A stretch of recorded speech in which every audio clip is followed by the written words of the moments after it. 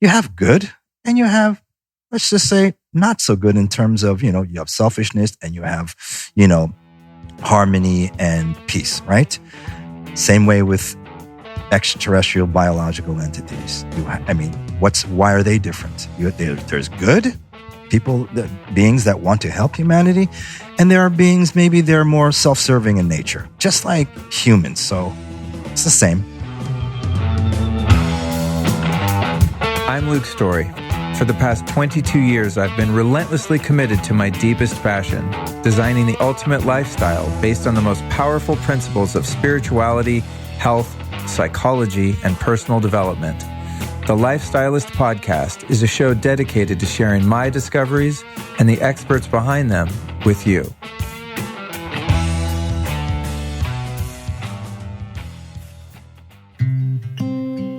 When it comes to biohacking my daily routine, one thing I always include is red light therapy from Joovv. You know, I talk about them all the time because I use them every day. That's Joovv. Now, I'm really stoked right now because they just launched their next generation of devices, and they've made some massive upgrades to what was already the best red light therapy system on the market, in my humble opinion. They've upgraded the setup for the new devices with quick, easy mounting options, so the new Joovv can fit just about anywhere. Some people like me like to use the Joovv lights at night to wind down from the day, so that's why they included a new ambient mode for a calming, lower intensity light at night. That's way healthier than all the blue light from all of our devices and screens, and it's more in alignment with your natural circadian rhythms. Additionally, Joovv's new units are sleeker and up to 25% lighter with all the same power as before. And they've also intensified their coverage area so you can stand as much as 3 times further away from the device and still get the recommended dosage. Plus, the new devices include some really cool features like Recovery Plus Mode, which utilizes pulsing technology to give your cells an extra boost after a workout with the rejuvenating near-infrared light. If you're looking to get a new Joovv device for your home, I've got some exciting news. Just go to joovv.com/Luke, then use the code Luke, and you'll get an exclusive discount on Joovv's newest devices. Now, exclusions apply, limited time only, so hurry up and get over to joovv.com/Luke. That's joovv.com/Luke, and the code is Luke. Let's take a moment to celebrate the medicinal power of chaga and reishi mushrooms from our friends over at surthrival.com. Both of these mushrooms have an immense history of therapeutic use going back thousands of years. Surthrival uses a dual extraction formula. Hot water for beta-glucans and polysaccharides, those are the immune modulators, and then organic grain alcohol to extract the adaptogenic terpenes.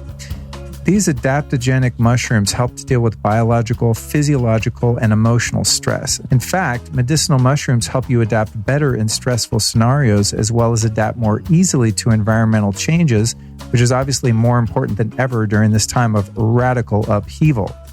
The Surthrival chaga mushrooms are wild and sustainably harvested from New England.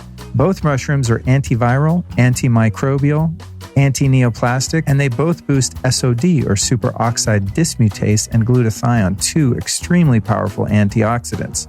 Chaga and reishi mushrooms also repair cellular and genetic damage from oxidative stress. And what causes oxidative stress? Well, living as a human being on planet Earth, especially in a modern urban environment. So these medicinal mushrooms are not only extremely powerful when it comes to supporting your health, but they also taste delicious. So get over to surthrival.com. That's surthrival, surthrival.com, like survive and thrive. Use the code STYLE10 and save yourself 10% off the chaga and reishi mushroom extracts. Lord Almighty, am I excited to share episode 309 with you, man. This was a mind-blowing conversation, one of my favorites of all time. It's called the RASHA, Quantum Space Travel and the Key to Consciousness Expansion, with Dr. Jere Rivera-Dugenio. And this is a mind-blowing episode. So get ready to go into the quantum on this one, folks. Since I recorded this episode with Jerry at Cuixmala in Mexico in preparation for our upcoming January 2021 retreat, we've been hanging out a lot, and Jerry is just one of the coolest and smartest cats I know. And his technology, the RASHA, is truly otherworldly. And I've had the opportunity to journey on it many times now and it is very impressive to say the least. Also, I'd like to invite you to meet me, Jerry, Dr. Rashid Buttar, and water expert and just overall genius, amazing dude, Robert Slovak, at Cuixmala in Jalisco, Mexico, January 30th through February 6th for the Healing Power of Energy Retreat. That's coming up this January. If you want to get tickets and join all of us there for this big healing party, go to lukestory.com/events. That's lukestory.com/events for the Cuixmala retreat in January 2021. Here's a bit of information about our guest. Dr. Jere Rivera-Dugenio is an inventor and a quantum morphogenetic physics expert with a PhD in natural medicine from the International Quantum University for Integrative Medicine in Honolulu, Hawaii. Jere specializes in advanced scalar-plasma energy technologies, quantum morphogenic field physics, and the larger paradigm of science known as the 15-dimensional unified field physics. It's a mouthful, I know. It's wait till you hear it. This conversation, man, I really had to keep up. I mean, honestly, I think I did okay. You'll be the judge when you hear it, but man, this is some deep stuff. But don't be put off by the geeky science sound of it, because this episode really is about consciousness, DNA, scalar energy, Jere's near-death experience, how his formal education led him to suppressed and esoteric technologies like the RASHA, the Nikola Tesla work that impressed him the most, and how he integrated that into his own inventions, why he built the RASHA. I'll give you a little spoiler alert here. It was to recreate for other people the transformative near-death experience he had. I mean, it's heavy stuff. How inert noble gases carry the energy, scalar energy, and why so many people don't understand it.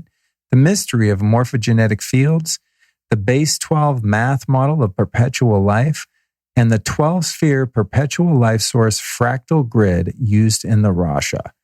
I told you, man, this is a really trippy episode. And as a listener of this show, you know how passionate I am about discovering new healing technologies. Well, I think I might have just found the coolest one in the world. The RASHA not only reprograms your DNA, allowing your body to heal itself, but more than anything, raises your consciousness, which is what true healing is all about. So give this one a listen, and may you be inspired to explore the next level where science meets spirituality.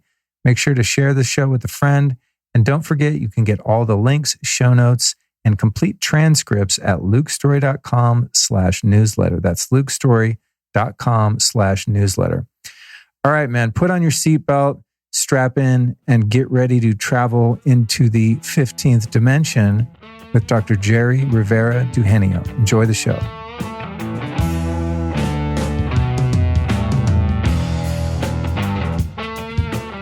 Jere, here we are, dude. How you doing, Luke? I'm doing great, man. I just did a RASHA session, so it doesn't get much better than that. How are you feeling? I'm feeling amazing. My first session, for those listening, for you guys listening that don't know what the hell the RASHA is, you're going to find out. But just personally, I'll let you know my experience, yesterday, and we'll go into it more further in the conversation, but it was absolutely profound, beautiful, amazing, set the tone for what was a completely magical night. I bet. And today, as a result of yesterday being so awesome, I was so smoked. I barely got any sleep. Really? I was, eating food late, and then there was a storm, and the shutters were blowing on the bungalow, and so that was woke me up. So I was like, how am I going to do this interview? So luckily we had the RASHA here, and I'm just immediately mood elevation, energy level, brain function, totally tapped in. It's amazing. Fantastic. That's incredible. And I'm so glad that, prior to our interview, I got to experience the technology. Well, I think it was important, right? Yeah. For you to experience it, you and Allison, right? Yeah. So I'm glad that you were able to experience it prior to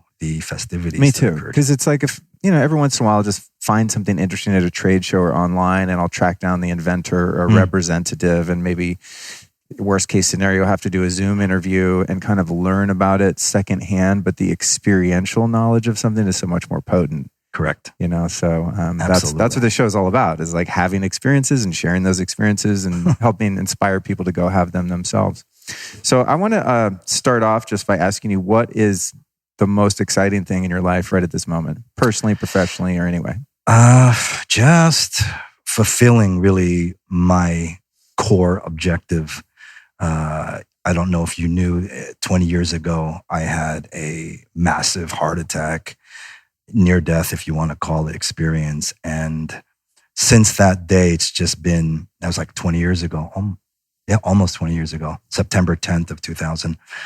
It's been a journey of learning, just experiencing new things for the first time, right? So it's been a journey of really learning and experiencing for the last 20 years. So that's the most important thing for me. Yeah. So it's a continuation of that awakening. Absolutely. Yeah. Well, it's funny you had the premonition, because that was going to be my next question, was about that near-death experience. And having listened to a few of your interviews, we share a sordid, checkered past in the world of drugs and alcohol and all of that. And one of the things that I found most compelling about your story, and correct me if I got this wrong in any way, but you had the heart attack, had this near-death experience, and you were on tons of drugs at the time. And when they revived you and did your blood work, no drugs showed up in your system. Is that correct? Correct.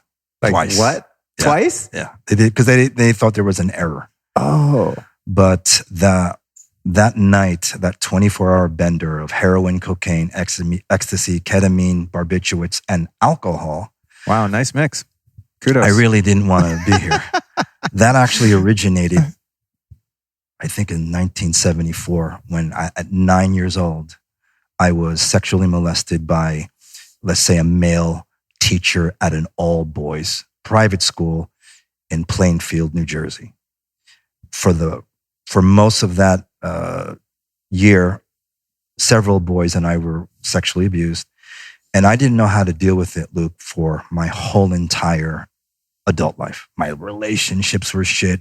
Couldn't trust anyone, right? I could not open myself to anyone, because last time I did that, someone in authority that I trusted violated me. Yeah. So for I'd say up to, it was 35, I was an expert in every single addiction that you want to know about. Not only addiction, I was a expert in possession, because I was possessed, completely run by another entity. So I know addictions, I know possessions very well, biological possessions. And on that day of September 10th, I decided, 23 hours prior to that, I was like, I'm done. I'm finished.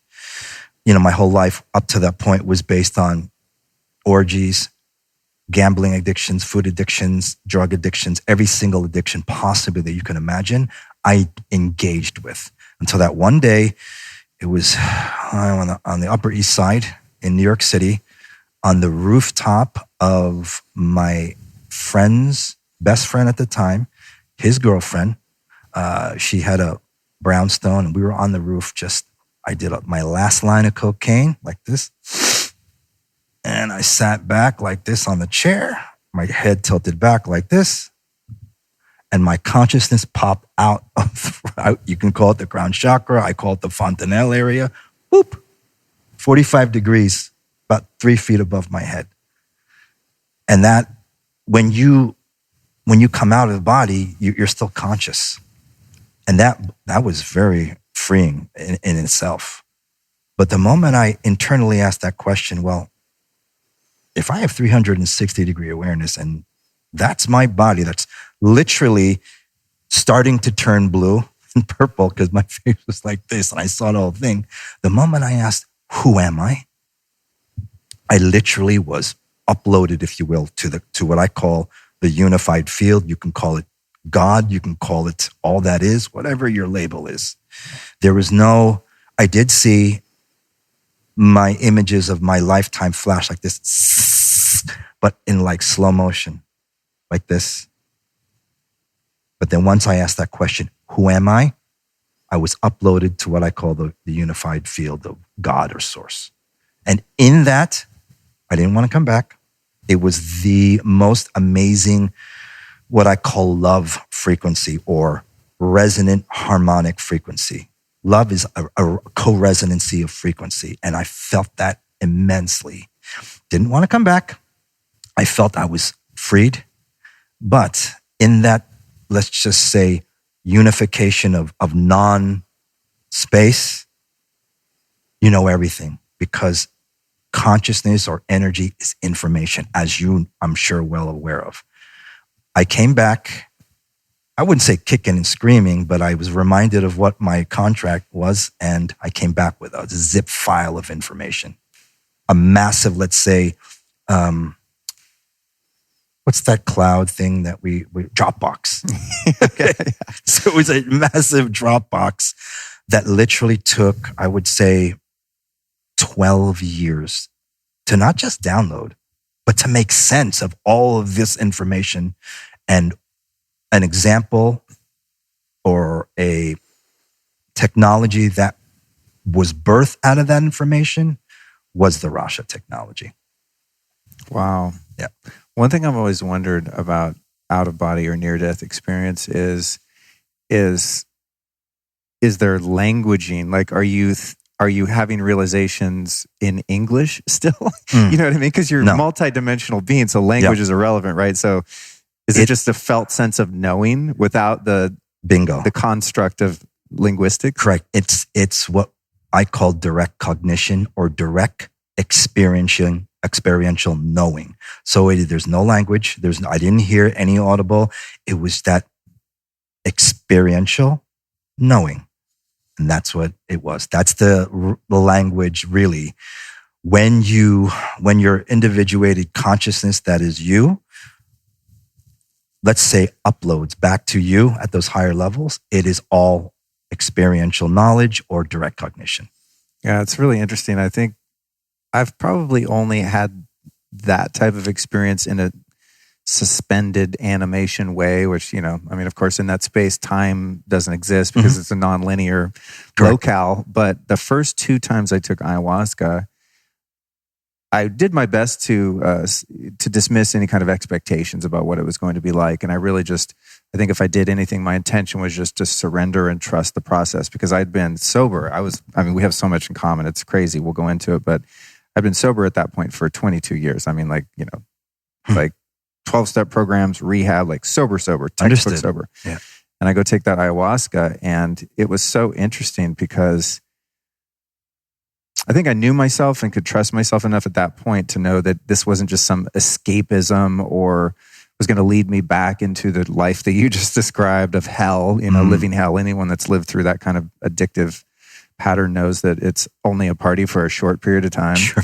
And I knew that wasn't going to be the case, but I had no idea what I was to expect because my prior experience with psychedelics had not been done consciously. It was just I was just trying to escape and numb myself, right? Get it? But I remember when that medicine hit, and it was like thought, cognition, language, all of that was suspended, and there was just this stillness and this connectivity and receptivity to source, and the witness that was witnessing that phenomenon didn't even have language. You know what I mean? Completely. And every once in a while, my personality would peek in and go like, this is weird. We're not thinking, Right. It's like, I was expecting maybe to kind of get down like, Luke, here's what you need to do with your life, right? Which came later. There, the following nights of that particular trip, there was a lot of very direct, regressions into experiences in life and healing of trauma that I was able to perceive, and somewhat direct, right? But those first 2 nights, it was so interesting because what you described is,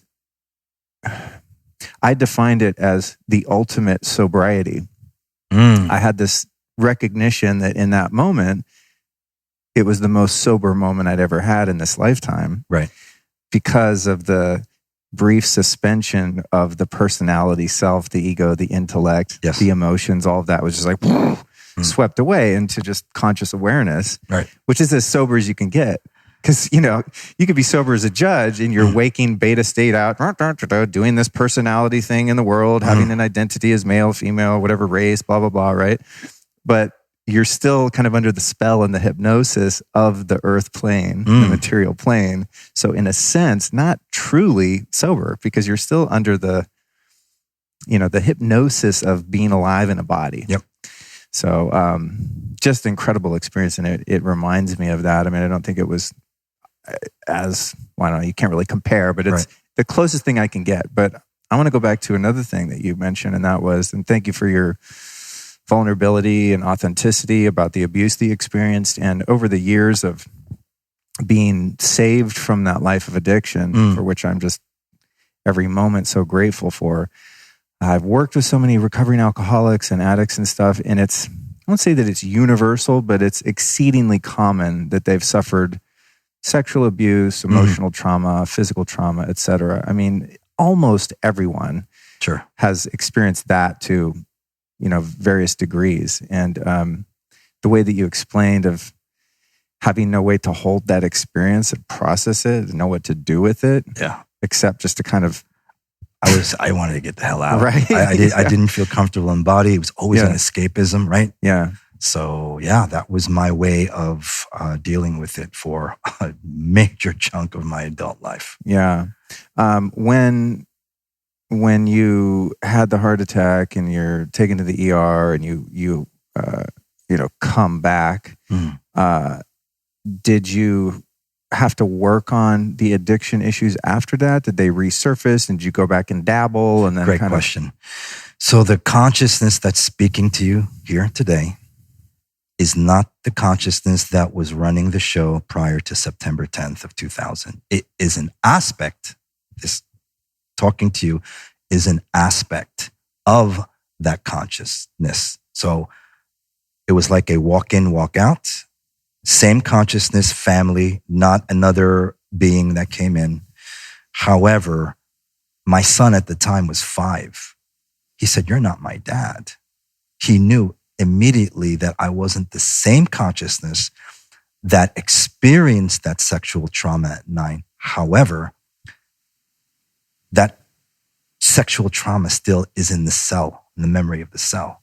So I feel it, I felt it. And when it came to the ER and no toxins, no drug toxins in my blood or urine, what happened was higher oscillating energy, if you call it, will always transmute denser, let's say, consciousness or denser frequency. It's just the law of quantum physics. Higher oscillating energy expansion will always transmute denser, higher energy holding frequency. So my postulation and theory is that is what happened to the toxins. Now, what was I doing? How was I acting? I was looking at everything for the first time because it happened in New York City. So I'm looking, as I left the ER, I'm looking at the tall buildings as if I landed for the first time. So to get back to whether I had to go through any type of, was there aggression with drugs? Absolutely not, because the consciousness that is speaking to you did not actually directly experience those addictions, that sexual trauma. So it took a really huge shock in one's life for that to happen, for me to not even go back to drugs. But no, I haven't. Wow. And did you follow up with any therapy or any kind of, mental health treatments or 12-step programs or any of that stuff? What I did was I delved into searching and researching pretty much a lot of the esoteric traditions, knowledge, religions. For example, esoteric Gnosticism, esoteric Kabbalah. I delved into shamanism with the Four Winds Society, things like that. I delved into medical Qigong for cancer, traditional Chinese medicine, anything that had to do with healing the body or bodies of knowledge that taught that, I delved into. Got it. And when did you do your study and your PhD? Was that prior to that experience? Or no, after? That was after. So from 2000, I guess it might be hard to get a PhD if you're smoking crack and doing it. Yeah. No, you're like I couldn't even finish high school. Right. When your whole modus operandi is drugs, sex, alcohol, you're not going to get much work done. Right. Yeah. So Unless you isolate it to crystal meth, maybe. But you could end up taking a lot of radios apart and not putting them back together. And clean and having a hell of a clean house. A sterile toilet, for sure. Yeah. So from 2000 to say 2006, I was studying esoteric knowledge and et cetera, et cetera.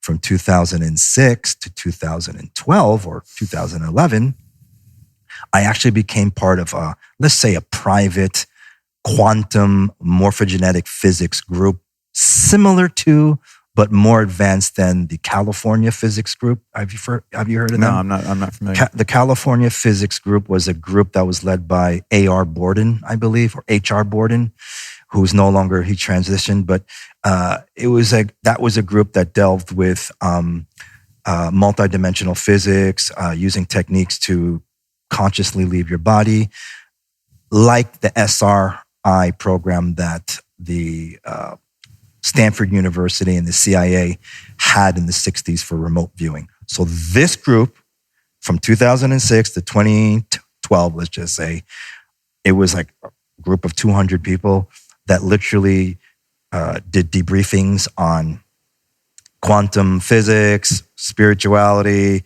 DNA template activations, proper perpetual life Merkaba techniques, things of that nature. And that's what I delved in.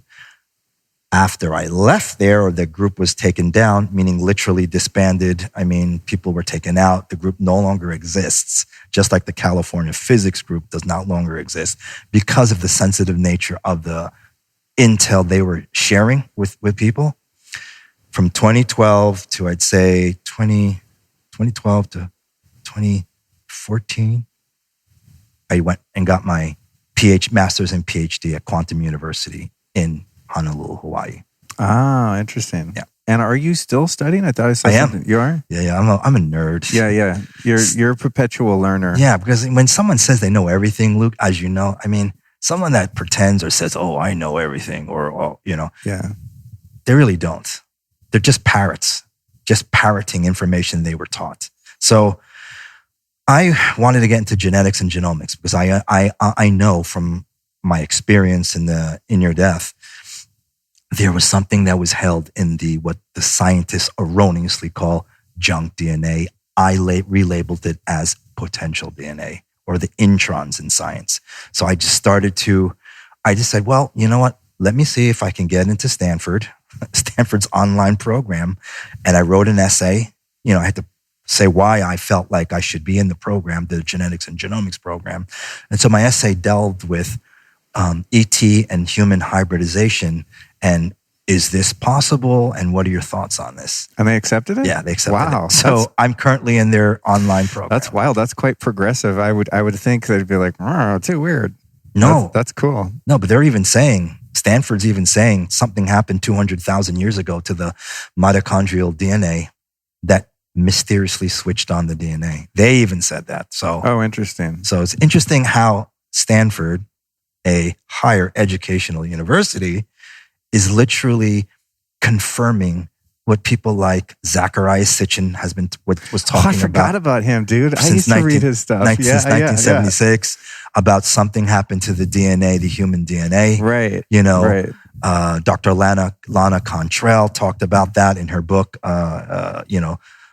Something happened to the human. This is not the name of the book, but it had to do with her 8-year research on human civilization and how they fell from a higher civilization in terms of consciousness, technology, civilization.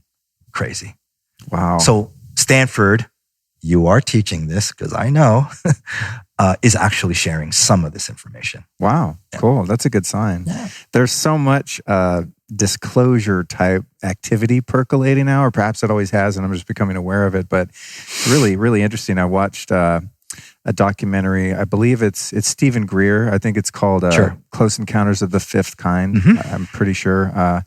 And I've never been someone who's super into ET phenomenon and stuff. Understood. Just kind of on the periphery, like cool if I come across something I find compelling, but I've never felt like it's going to have really any impact on my life unless I'm visited by one and they're like, hey, Sure. let's chat. Right. But that was really interesting because the way he framed it was, and the fifth type of encounter was that, and he goes through, obviously first through fifth, and his framework is the fifth is that we've been misled to think of other forms of intelligence interdimensionally or from other locales, that they are the enemy. And just like we've been, you live in this country or that country, and then the other country is the enemy, that kind of paradigm, right? The military-industrial complex position of hoarding resources and enslaving humanoids. And so his theory is that the vast majority of those entities or other life forms that we would call ETs or aliens are benevolent. And his hypothesis to prove that is that due to the advanced nature of their technology and the fact that they can shapeshift, time warp, pop in and out, they're in a completely different realm of energetics and hundreds of thousands of years more advanced technologically, that if they were not benevolent, that they could just go, humans gone in like a second, you know what I mean? So the fact that they've, kind of hovered around military installments and things like that, and, there's been some interaction, but that our government or governments of the world have framed them as an outer threat, and so his whole thing is that they're, universally speaking, that there are no aliens, right? There's just life in existence. Sure. Consciousness manifest in whatever form or dimension it happens to manifest in. And it was really interesting because I realized in that moment that through Hollywood and comic books and, everything, I thought, wow, there's all this predictive programming about the alien invasion and that it's automatically assumed that they're here to harm us. Right. And so I think for that reason, people give less credence to that realm because it's scary to even think about. Like, you don't want to see a UFO. You don't want to be abducted. All of our accounts in the media have been framed as something potentially dangerous or even deadly, right? So since seeing that film, it's kind of opened me up a bit to that. Like, oh, this is really, really interesting. And of course, the video footage is extremely compelling. And I mean, you can't refute it. It's not CGI. And it's just, he and his groups of trainees are going out into the desert in New Mexico and summoning visitations, and they show up, and it's just it's getting really cool right now because I think it's not just really fringe kooky people, from Taos or Sedona that are seeing aliens. It's like regular people are like, hey, maybe they're friendly and they can actually help us to evolve. So I don't know. That's not a question. It's just a statement or a revelation that I've experienced. I completely resonate with that. And just like, the human race, you have some people that want to serve humanity, and there are people that have service to self. And just like in all races or in all nationalities, you have good and you have, let's just say, not so good in terms of, you have selfishness and you have, harmony and, peace, right? Same way with extraterrestrial biological entities. Why are they different? There's good people, beings that want to help humanity, and there are beings, maybe they're more self-serving in nature, just like humans. So it's the same. Yeah. When you had the experience that you had, this awakening, and then were, freed from those former addictions and things like that, in your exploration of consciousness and research, when you got into the shamanic path or anywhere else on that road, did you delve into, the conscious use of plant medicine ceremonially or clinical psychedelics, like any of that world? Absolutely. What have been some of the key takeaways from that exploration? So I didn't actually physically experience those plant journeys and medicines, or let's say DMT. I didn't do that because everything pales in comparison when you really are on the doorstep of, I call it, the transfer of consciousness experience. I don't like using near death anymore because that has a negative connotation. But, and on a more macro level, there is no death. I noticed you said that person transition. I was like, oh, that's really cool because you can't kill energy. Correct. Energy's not alive in that sense, that it has a beginning and an end. Right. It's just all there is, right? So, you know, all I know is this. All of those forms of journeys, plant medicine, experiences, all have their purpose. Just make sure that you protect your fields when you go on any type of journey, whether it's synthetic, plant-based, et cetera, et cetera, et cetera. Just protect your body and your energy fields so that, let's say, other entities can come in and we call it timeshares or hijacking. That's funny. You know? Yeah, that makes a lot of sense. We'll be right back at you after this brief but important announcement. When I started this podcast in 2016, I quickly realized that without sponsors, it was going to be very difficult to keep up with the show. However, when I realized that, I made a promise to myself and to the audience that I would always maintain integrity and never promote any products that I didn't personally use or truly believe in. And I'm super stoked to announce an amazing new product today called Magnesium Breakthrough, which you can find at magnesiumbreakthrough.com. Magnesium is the body's master mineral. It's so powerful, it's responsible for over 300 critical reactions, including detoxification, fat metabolism, energy, and even digestion is influenced by the presence of magnesium. But there's two big problems here. Magnesium has been largely missing from the U.S. soil since the 1950s, which explains why it's estimated that up to 80% of the population may be deficient. And most supplements contain only 1 or 2 forms of magnesium, when in reality there are at least 7 that your body needs and benefits from. Now, if you take this latter fact into consideration, it's just not logical to conclude that 99% of the population is likely deficient in 2 or more essential forms of magnesium. Just doesn't make sense. The good news is that when you do get all 7 critical forms of magnesium, pretty much every function in your body gets upgraded, from your brain to your sleep, pain and inflammation. It all improves, and fast. That's why I'm so pumped that my buddies over at Bioptimizers, makers of the industry-leading digestive supplements, have just created Magnesium Breakthrough.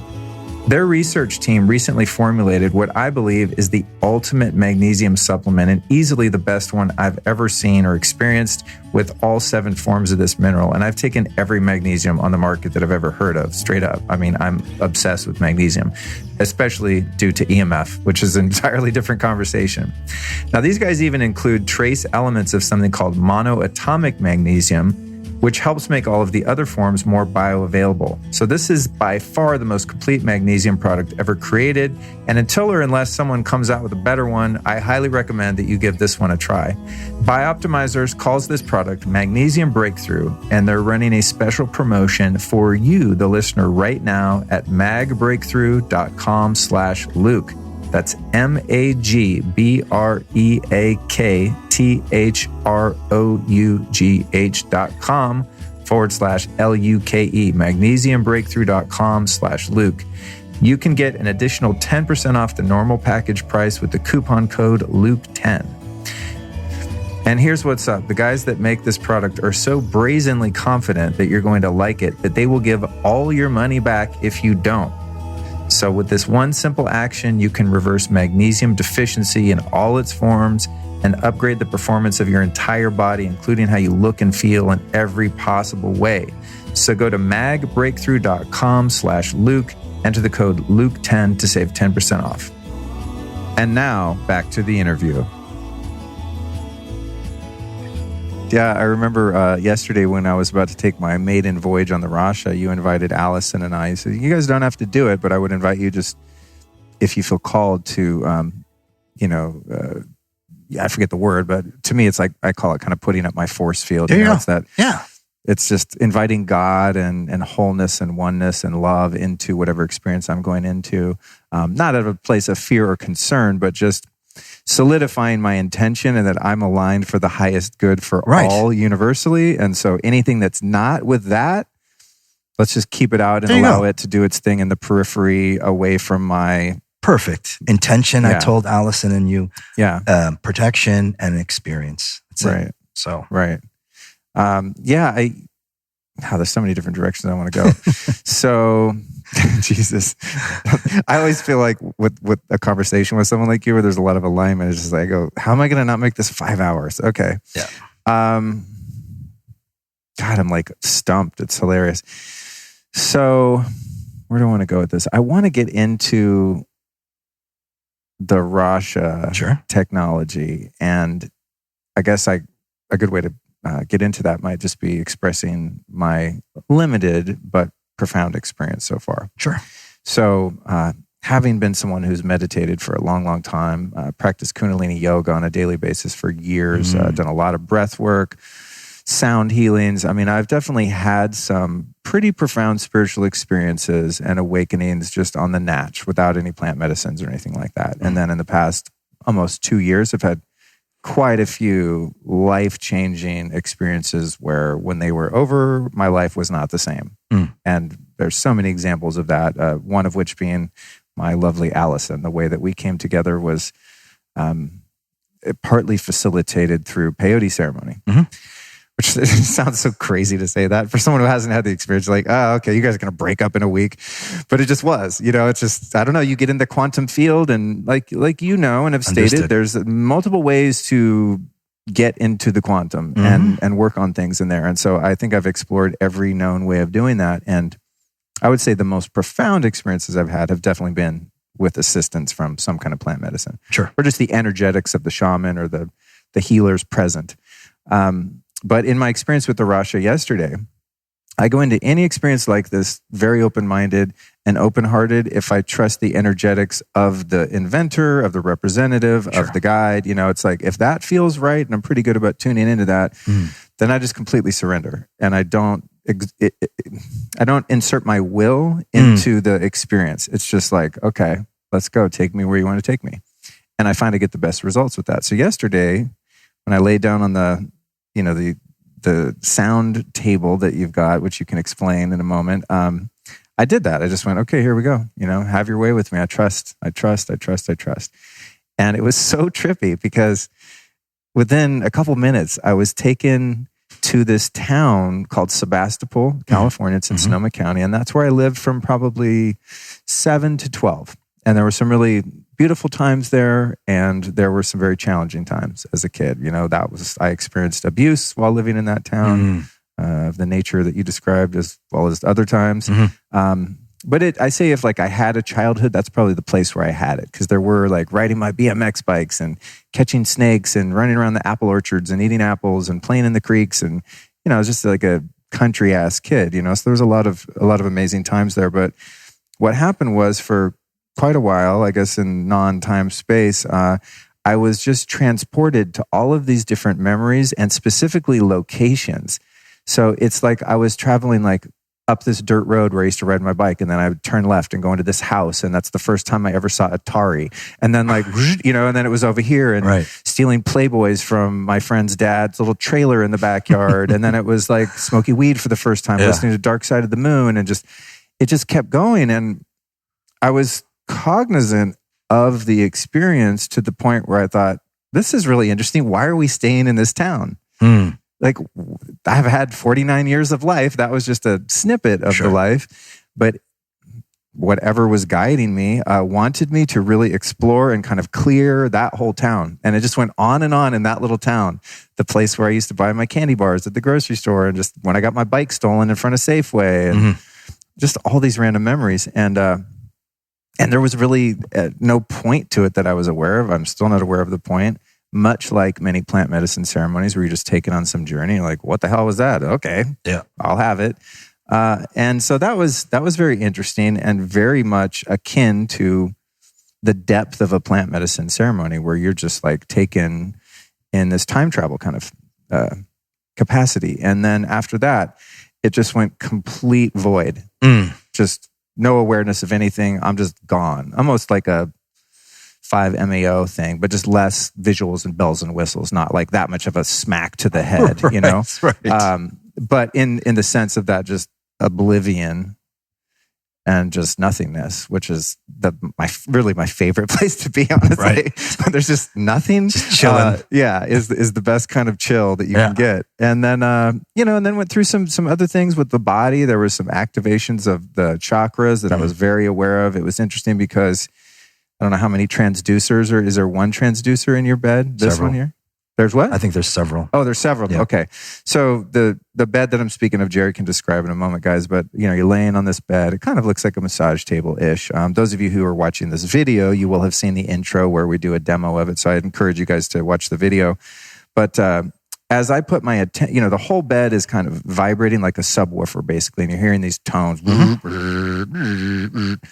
just to give the experience to the listener. And so I started just then I was using my will a little bit and so I'm feeling this universally throughout my whole body, head to toe. I wonder what would happen if I just, in a light way, not forceful way, just put my energy in my different chakras. And then when I did that, then all the energy in the rest of the bed essentially disappeared. And it was just like, and there was this kind of like vacuum motion. It was like, like vacuuming out in a pulsed rhythm of each chakra. And then at will, I could just go, let me try the throat. And then I just move my awareness, not even any kind of exertion, but just move my awareness to the throat, and it would just be all the energy focusing on that one. I thought, this is so bizarre because it really seemed subjectively like the sound waves in the bed were moving according to my mind's direction. Correct.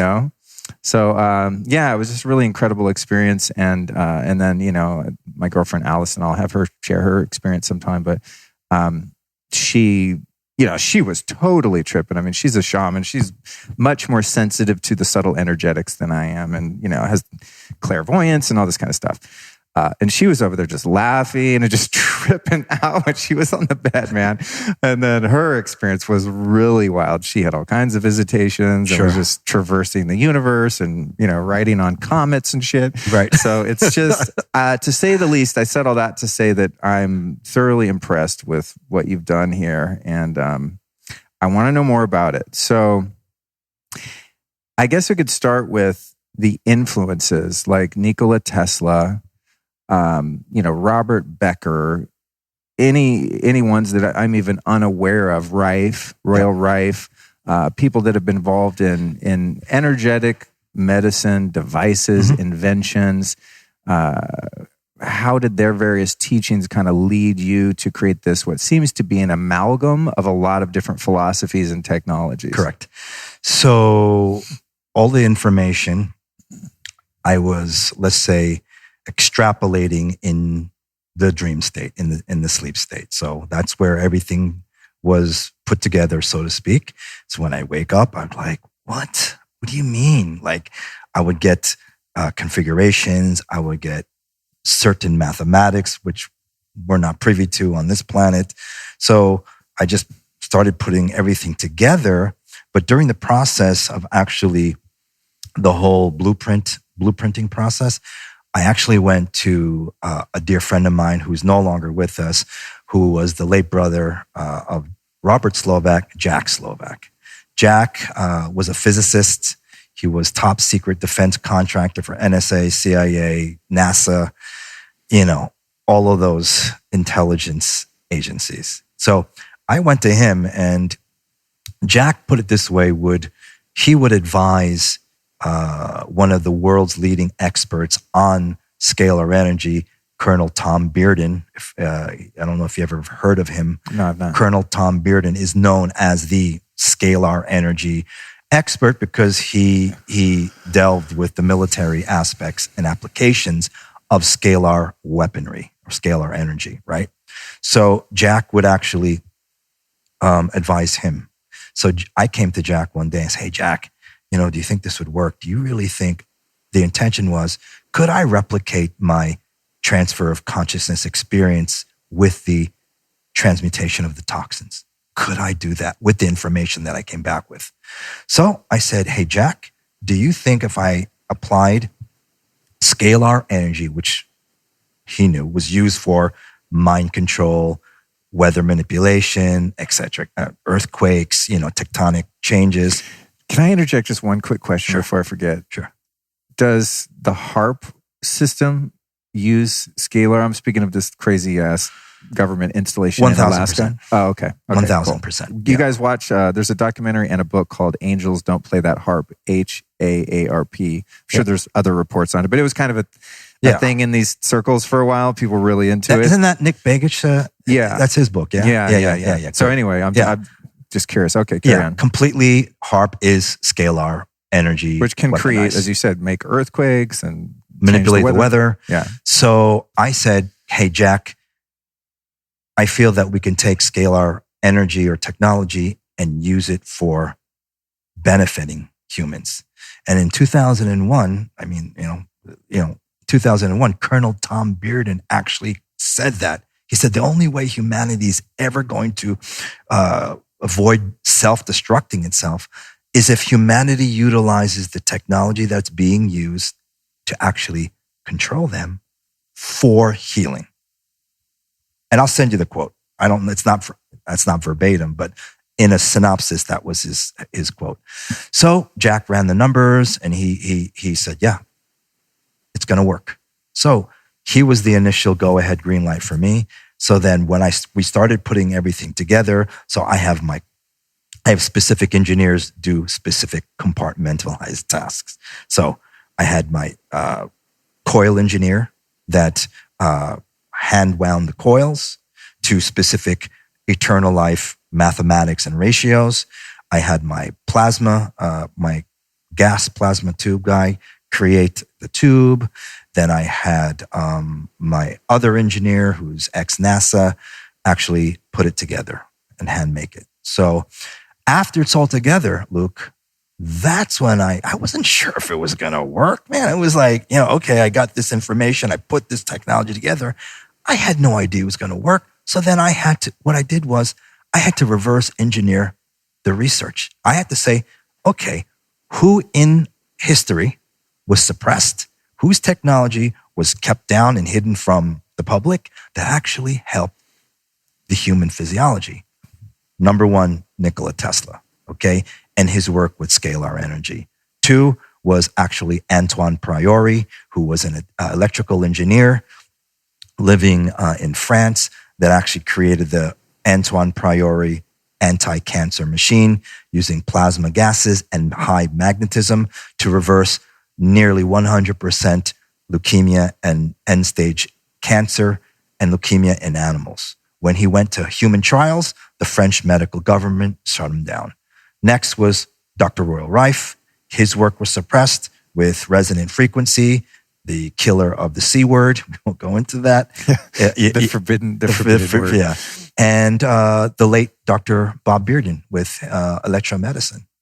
I can't forget Professor Dr. Konstantin Meil, who's a German physicist that literally proved through multiple published research experiments and papers that the introns or the potential DNA literally communicates via the magnetic vector of a scalar field. Wow. So did the work of Robert Becker come into your awareness at all in this process? Yes. And his work specifically with,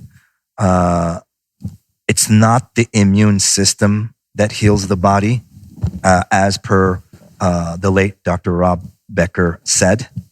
The immune system goes after the pathogens. It kills all of the fungi, all of the, the harmful invaders, if you will. But the immune system doesn't heal a damn thing. What heals the body is what Bob Becker said, the cellular regenerative system, which was a scalar or a longitudinal electromagnetic system in the body. That is what heals the cells, an energy field, if you will, or a system. So the guy was nominated for 2 Nobel Prizes and never won. So he was doing something right. So yeah, his work was his work in reverse engineering or proving that the RASHA could be viable was vital. Right. Yeah. So I guess going piece by piece, the magnetic field with the Tesla coil, is that, you said use a different mathematic formula. So Imagine if Nikola Tesla was alive today, he would have created our coil. So if your viewers or your listeners aren't privy to the Tesla's coil, it was a flat, coil, flat, Mm-hmm. and it was an 1898, I believe, patent he had on it, and it produced, a scalar. It accessed the scalar field, but he accessed the electrical side of it. That's why Tesla was able to create wireless energy, free energy, utilizing the electrical portion of the scalar field and the Earth's natural energies. Okay, now, if you want to communicate with the DNA, you need to veer towards or propagate towards the magnetic side of the scalar field. Does that make sense? Mm-hmm. So let's define scalar energy. So there's an electric polarity and a magnetic polarity where the scalar waves are able to oscillate between. There's the potential for both. Oh, okay. So pure scalar energy is actually omnipolar. It's a spherical standing particle that has the potential for electric or magnetic or light and sound. So that's where all the physicists and mathematicians get wrong, because they're really just trying to explain scalar with equations, with mathematical formulas, but they haven't experienced a goddamn thing. They haven't experienced what truly is our true nature. And our true nature, we are not physical beings, or let's just say energy beings having a physical experience. We are consciousness having a biochemical experience, okay? And consciousness, if you will, which really no one defines, well, let's define consciousness here on your show as pre-substance ether, which Tesla talked about. A lot of geniuses in the past talked about the ether, but they couldn't really define it. So, I just went off on a way tangent. No, it's there. good. It's good. Keep going. Yeah, I'm right there with you. yeah. I'm sure there's a few others as well. Yeah. So, where were we? So the different magnetic elements, field, right? We're talking. That's what you said. So, because the way that I'm interpreting at least a part of this technology is that there are various frequencies within the software that are proprietary. yes, They're being amplified through the magnetic field created by the coil. okay. Is that So so far close? So it is not a Tesla coil that we have used. Okay. It is an advancement of the Tesla coil. So an advancement, I mean, we are not using the phi ratio, the 1.618 ratio, to determine the coiling and the angles. We're actually using an eternal life ratio, which is 1.414, or the square root of 2, which is a base 12 mathematics in the coil itself. So Right, because you can see the coil in the glass tube, right? It's the part on both ends. correct. Okay, yeah, So- it looks nothing like a spiral type. Well, and it looks nothing like a Rodin coil either, because Marco Rodin uses, unfortunately, 369 vortex-based mathematics, which is a finite life. Because what the hell happened to the 12, Luke? Tesla didn't say the key to the universe is 369. Tesla originally said the key to the universe is 36912. That is the mathematical pattern. It's the 12 that everyone, we weren't taught in high school or college, we were kept from, because that 12 holds a very significant importance as the eternal life fractal code that actually emanated from first creation point. It was never meant to be base 9 or base 8 or base 10, rather, because we were taught base 10 mathematics in school. We have 5 digits here, 5 digits here, equaling 10. But why are there 12 months in a year? The ancient cultures knew about base 12 mathematics. The Sumerians, Mayans, Egyptians. So for those that don't know what this base 12 thing is, especially me, that's just a different model of mathematics. Yes. It's not based on 1 through 10 and then 100 and 1,000 and 10,000, 100,000, on and on. It is based on a numerical expansion. Okay, so let's just take the Fibonacci spiral sequence, which is a legitimate sound spiral numerical expansion that works in this Earth and this galaxy. But everything in this galaxy dies. Why? Because we're all finite life. At the end, at the center of the Milky Way, there's a black hole, and as per quantum physics and just regular physics, everything eventually is going down that black hole, Luke, but no one wants to talk about that. So does the Fibonacci spiral sequence and the phi ratio, do they all work golden mean? Absolutely. But we're in a finite life matrix. Everything dies eventually. So what if we had a numerical expansion not based on addition, which the Fibonacci is, it's based on addition. So if you took 1 + 1 = 2, right, that is the Fibonacci sequence. But let's replace those numbers with, say, quanta of energy. What's really happening? This quanta of energy has to devour this one in order to birth this one. So it is a devouring expansion sequence. In order for it to birth other quanta of energy or numbers, it must devour the quanta of energy. Base 12 is based on ×2 or multiplication, exponentiation of energy. It's a numerical system based on there's no devouring of energy.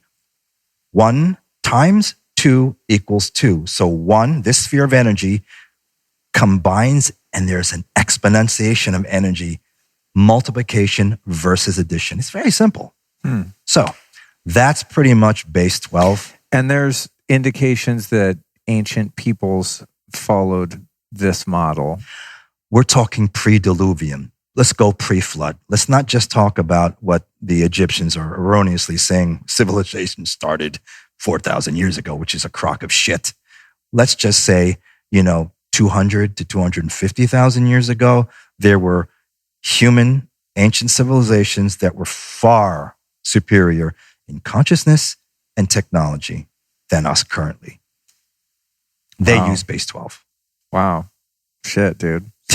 All right. And then where do the various frequencies play in that the body is being saturated with? Are these the same or similar frequencies to Royal Rife? Yeah. For people that are familiar with the, like a Rife machine, you hold the noble gas tubes in your hand and choose the frequencies you want on a laptop and, shatter the cell wall of a parasite or whatever is going on there. Right. So we do have Rife frequencies in the software as well as Hulda Clark. Okay, we do have those frequencies.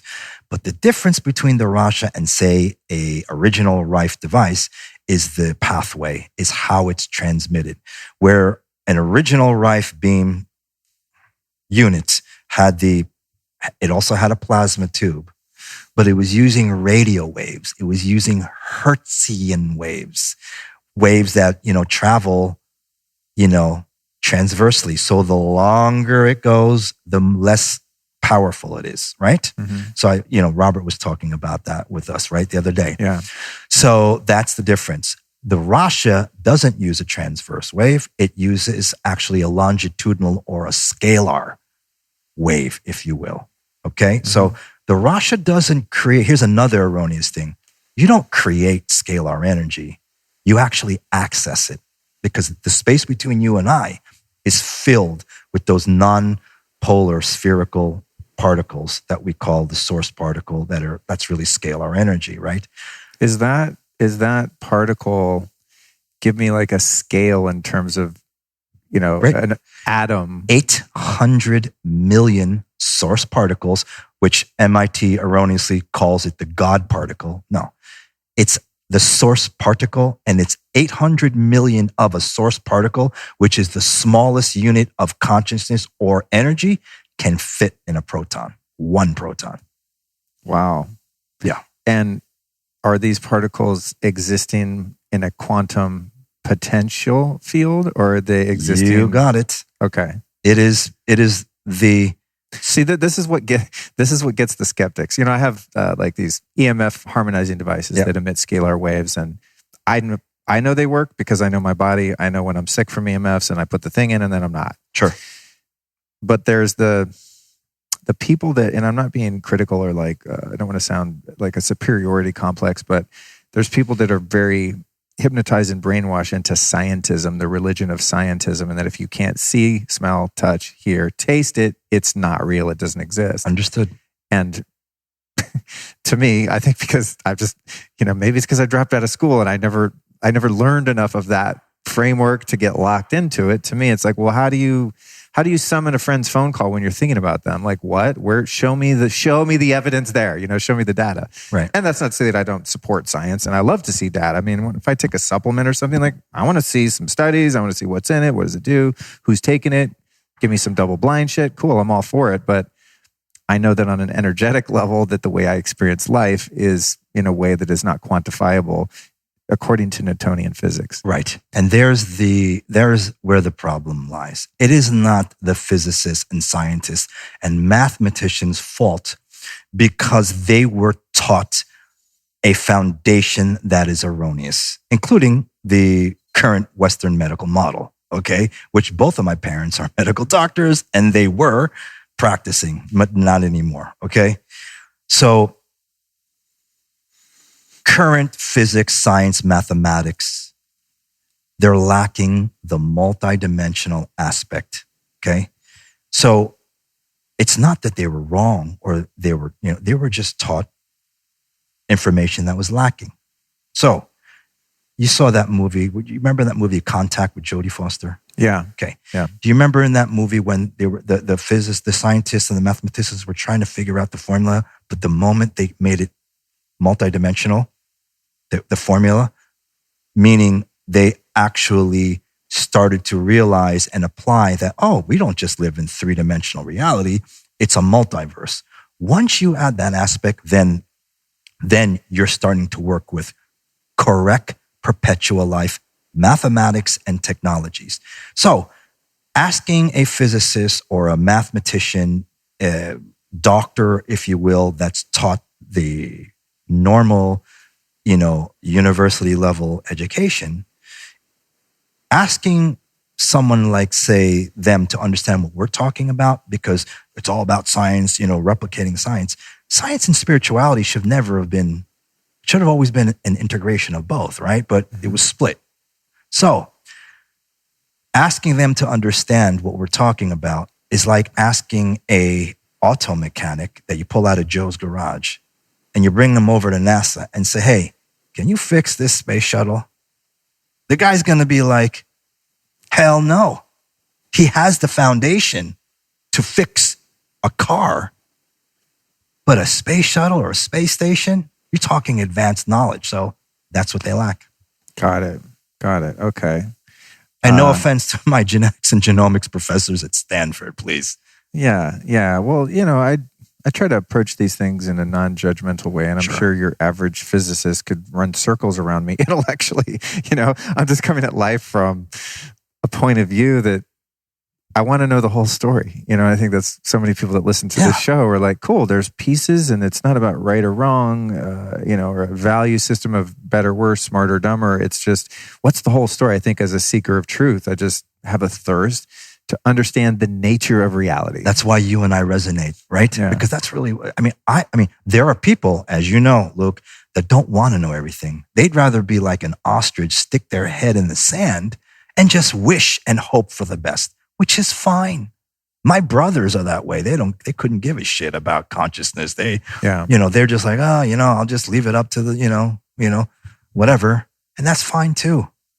I am like you. I want to know everything. I would rather know full disclosure than not know anything. Yeah. I think that's kind of my prayer sometimes is like, I go, God, I want to know the nature of reality and consciousness. And I give you permission to blow my mind. You know what I mean? I do that too. No matter what comes at me, I'm willing to handle it. If I wake up in the morning and there's a gray alien at the foot of my bed, giving me orders. All right, I asked for it. I'm going like, show me everything there is to see.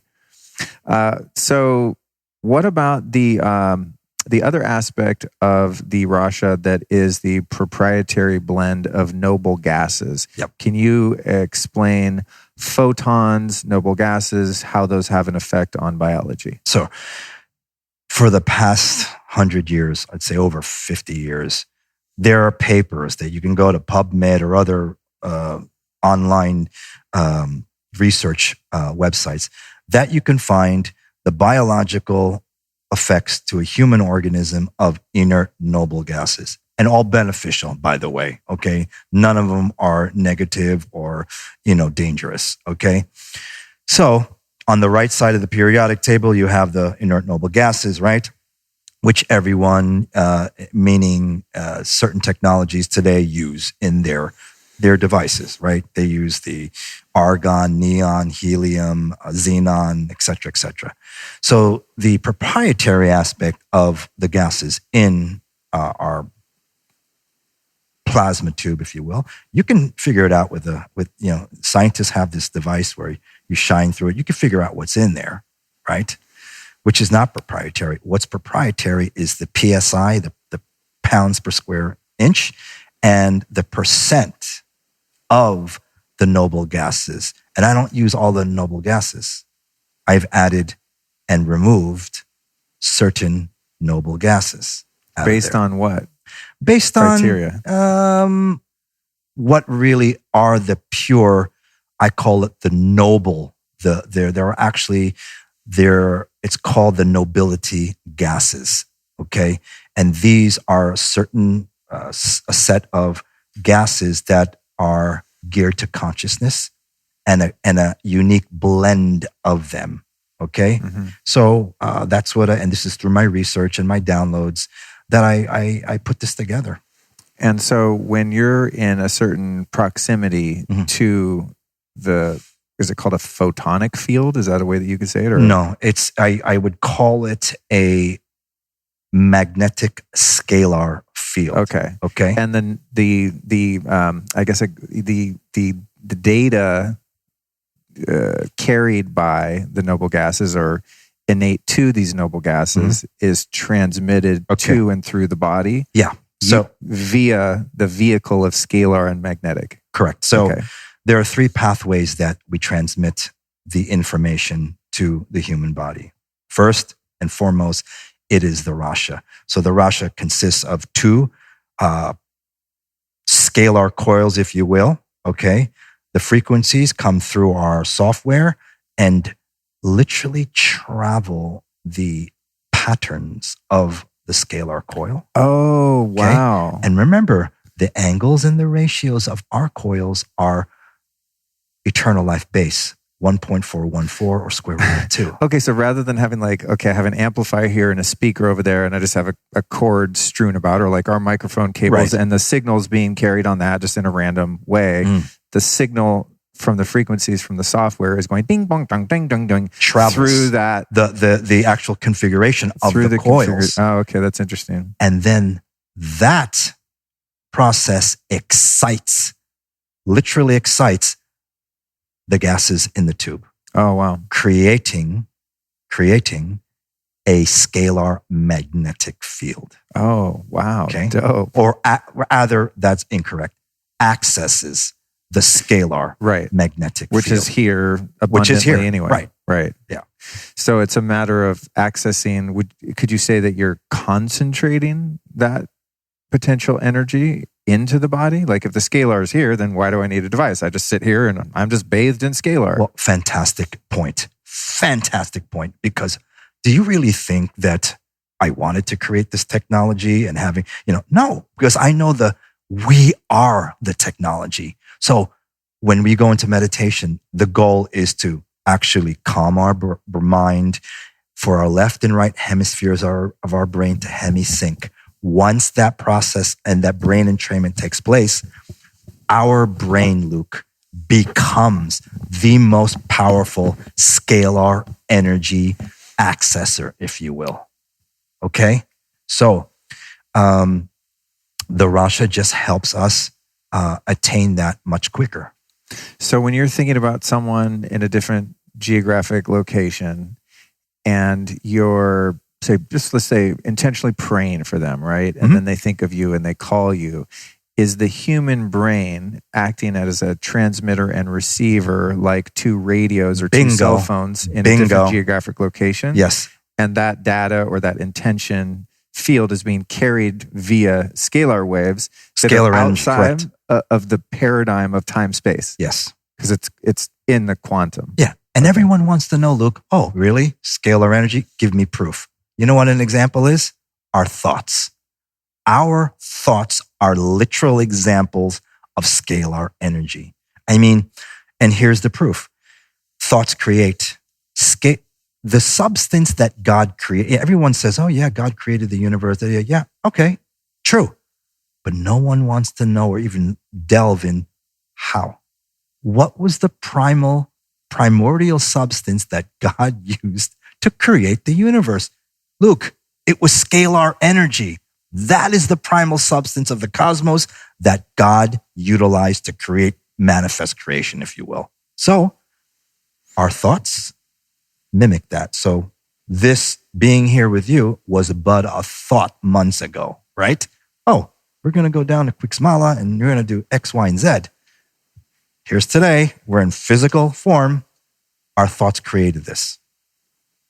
Thoughts create our reality through scalar energy. So in the hierarchy of manifestation, from the level of consciousness down to the macro, heavy weight material, physical, atomic. Physical plane. Yes. What is pre-thought scalar, then thought, then where does emotion beautiful fit in? I mean, that is probably the billion-dollar question that your viewers and listeners should pay attention to this answer. So let's just say, and everyone can do this at home, and I invite you to do this. It's called the organic manifestation and materialization process. So we're literally going to mimic how Source or God created the universe.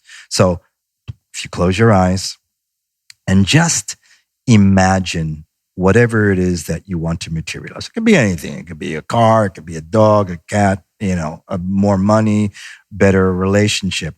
So at the thymus area, at the base of the thymus, which is at the tip, upper part of your breastbone, I want you to put the actual feeling of that which you want to not just manifest, but materialize. So put the feeling of whatever it is that you want to create right at the base of your thymus. So you're going to take a deep inhale, and on the exhale, send that feeling to your coccyx, to your tailbone.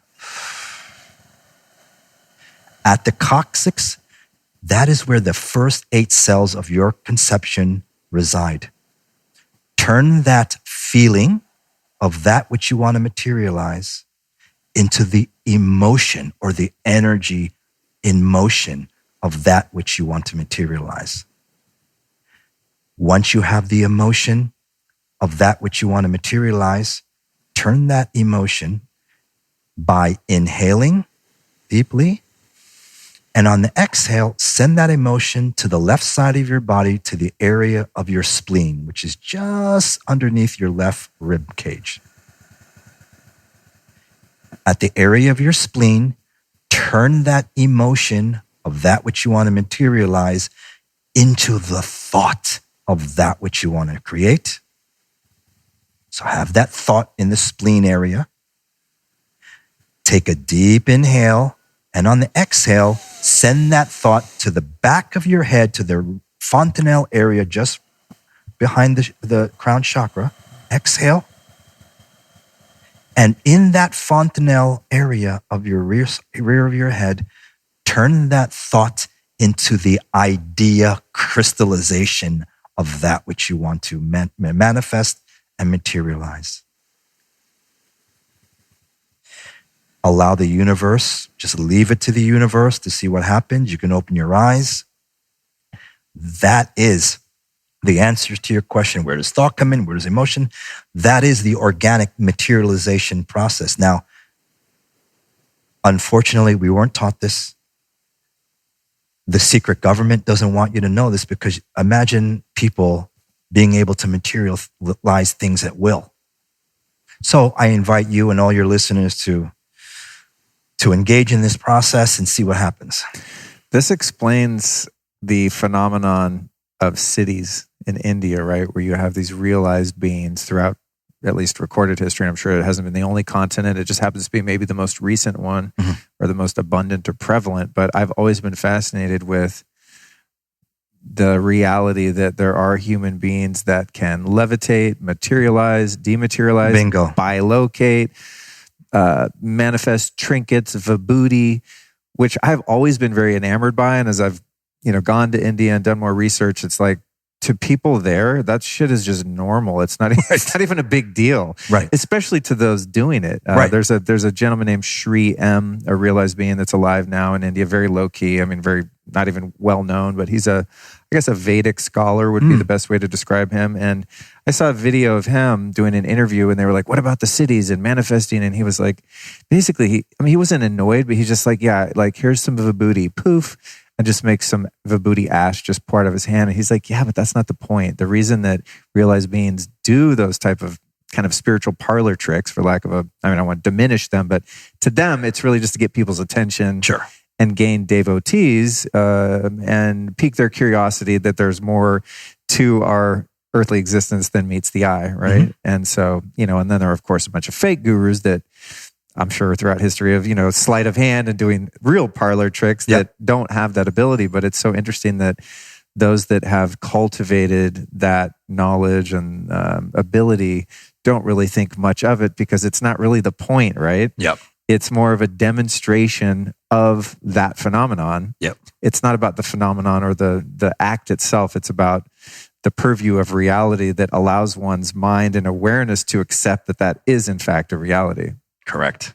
And I guess it's been a growth process for me to let go of the attachment to like that person as a single point of consciousness in that body for that time, as like following them and their teachings and being so enthralled with their ability to do that, when they're the ones saying like, dude, you can do this.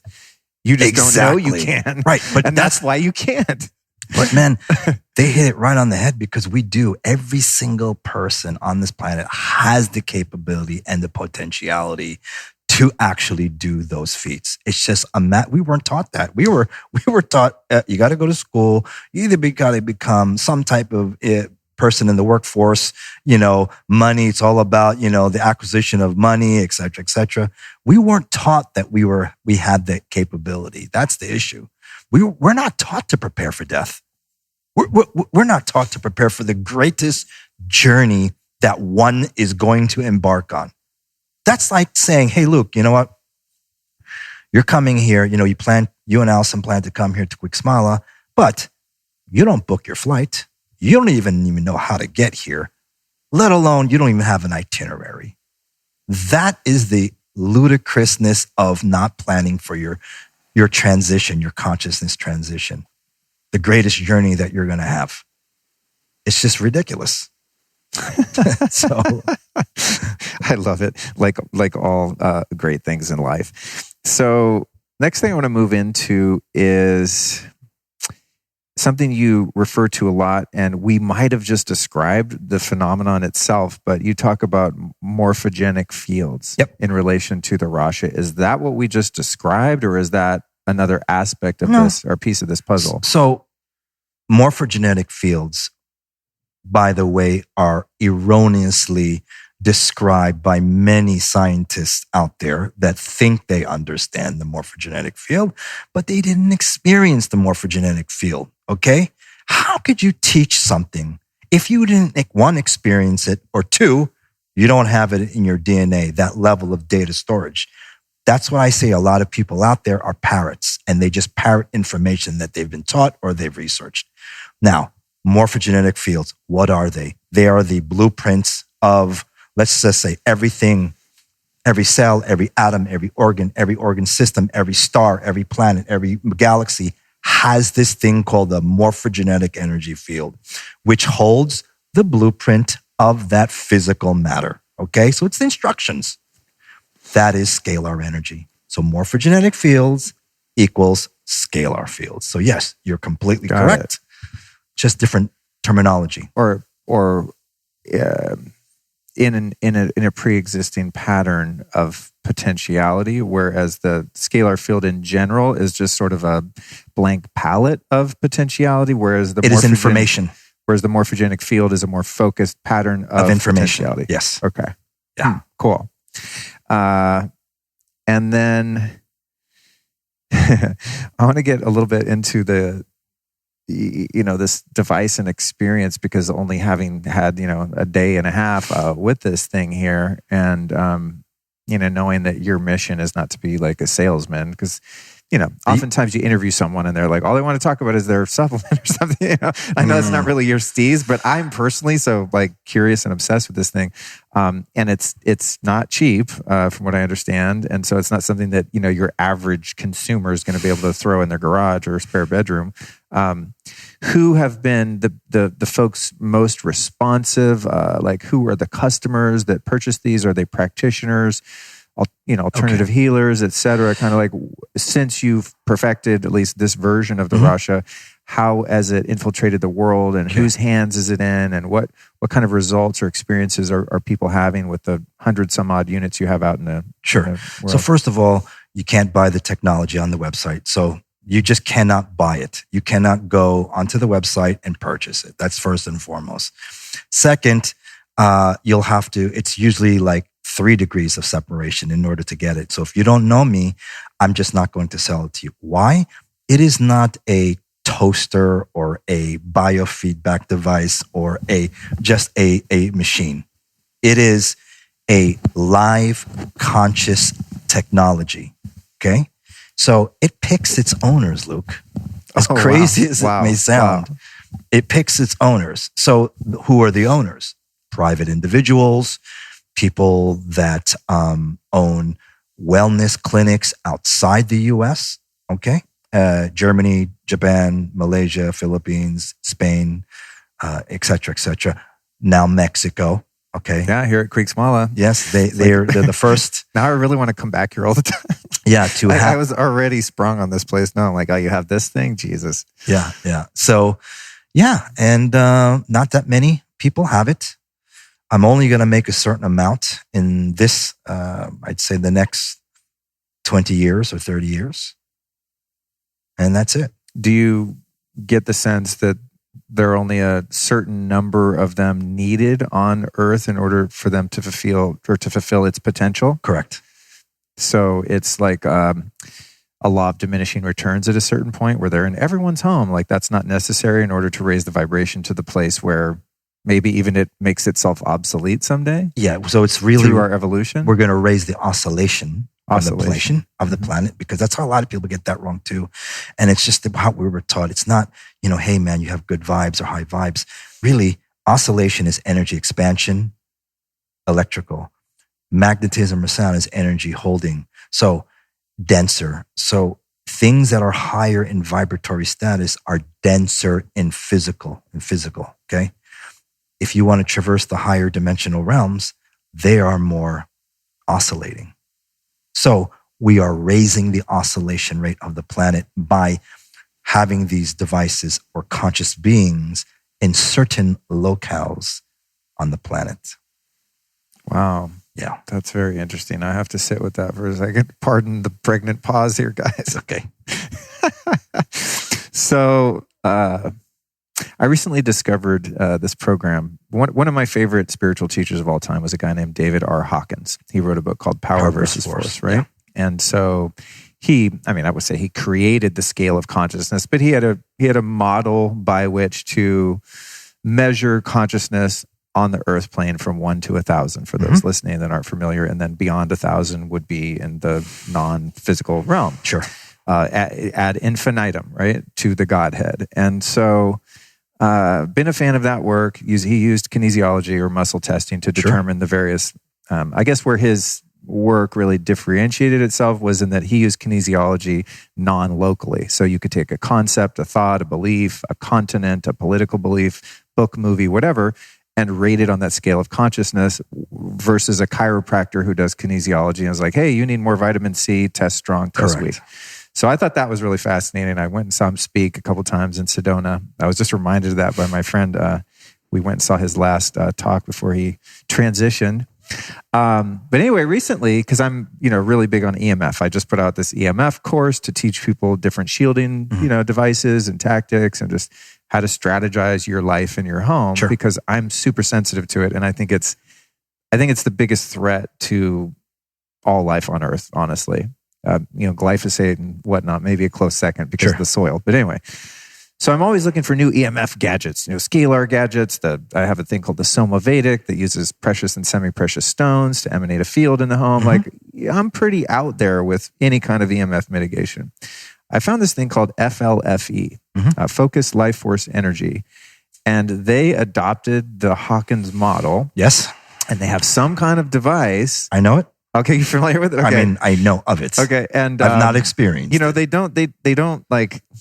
They asked, does this serve the highest good, to describe exactly what this is? But it involves some sort of technology that's proprietary in the Tesla realm, and they're able to input coordinates into that, whether it be your cell phone, your home, even your business with your legal business name, et cetera, and raise the level of consciousness of that property due to geopathic stress or EMF or, any kind of trauma that's happened there, burial ground, anything you can think of, right? And they are able to raise it ethically to 570, which is the field of love. And they get a lot of results with EMF. And so, because I think the way I think, I'm like, Hawkins, EMF protection, I'm in. And it's like at a free trial. It's 15 days. Most people keep the trial. And then it's like, I think it's like $30 a month. You pay it yearly. But this is one of those things that's like, I think what makes me think of it is, as you're referring to the technology as having its own intelligence or its own agenda, and consciousness working through the technology and sort of choosing where it goes. And it reminds me of what they're doing in that they have something that is material and local that's affecting change non-materially, non-locally in terms of raising the vibration. And it takes a certain type of awareness to kind of buy into something like that. Sure. Unless you're me, and then it's easy, because I have pretty good discernment about my bullshit meter is pretty good after 2 decades of being into this kind of stuff. Because I have been duped a few times and learned my lesson. Next time I'm going to vet something better before I recommend it or promote it or even use it. So if your intention is not to sell 1 million of these things and litter the planet with them, how do you kind of tap into where each device is supposed to end up? Like, what's your vetting process? Do you meditate on it? Do you go on the RASHA yourself and get downloads? Like, how do you determine where to focus that energy? It's all about the intention of whoever it is that contacts me. What's their intention? First question I ask is, what do you plan on doing with the device? What do you plan on doing? Are you service to humanity? Or are you service to self? That's the first question I ask. And what is your intention?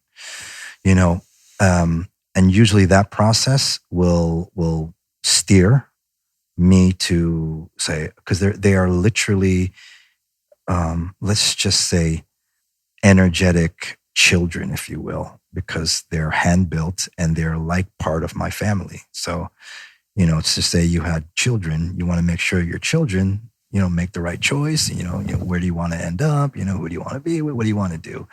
It is that type of relationship, as crazy as it may sound, and that's really the process. If there is one, it's all about the person's intention. So, for example, if someone says, I plan on utilizing the RASHA to open up a slew of wellness clinics, and, we want to do X, Y, and Z, but are they actually going to be helping, let's just say, setting up a foundation and helping the poor?